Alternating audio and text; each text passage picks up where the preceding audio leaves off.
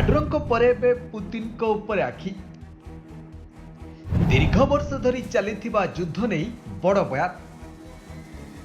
युद्ध बंद न कले पुतिन भोगिबे कि महादशा। बड़ खुलासा करी सीधा सीधा सुनाइले ट्रम्प। कहिले मु आशा करुछि पुतिन सबु निजे ही बुझी परिबे। मादुरों गिरफ पर एबे पुतिन को नहीं चली चर्चा।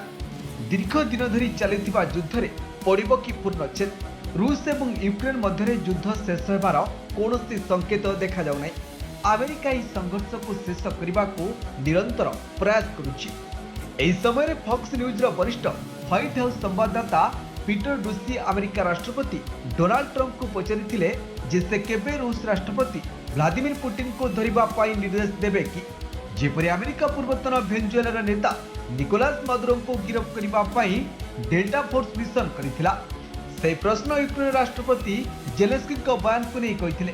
मादुरो को अमेरिका गिरफ करबा परे जेलेंस्की कहिथिले जे जदि एकछत्रवादी सहित उपाय मुकाबिला करा जाय परिबो तेबे अमेरिका जानिछि जे परवर्ती पदक्षेप कोन हेबा उचित।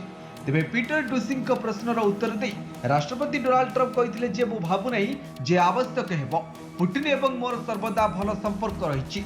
मु बहुत निराश। रूस एवं यूक्रेन मध्य शांति चुक्तिनामा पाई मध्यस्थता करने को चेष्टा करुथिले किंतु यह सहज नथिला। मु 8टी युद्ध समाप्त करिछि एवं आशा करुछि जे रूस यूक्रेन युद्ध मध्य समान भाव में समाधान हेबो। से मध्य उल्लेख करथिले जे गत मासरे 31,000 लोक सेमानक मध्यरु अनेक रूस सैनिक थिले मृत्युवरण करिसेंती एवं रूस अर्थनीति दुर्बल हेउछि। मु एहार शीघ्र समाधान चाहूछि। Bureau report news alert 24x7।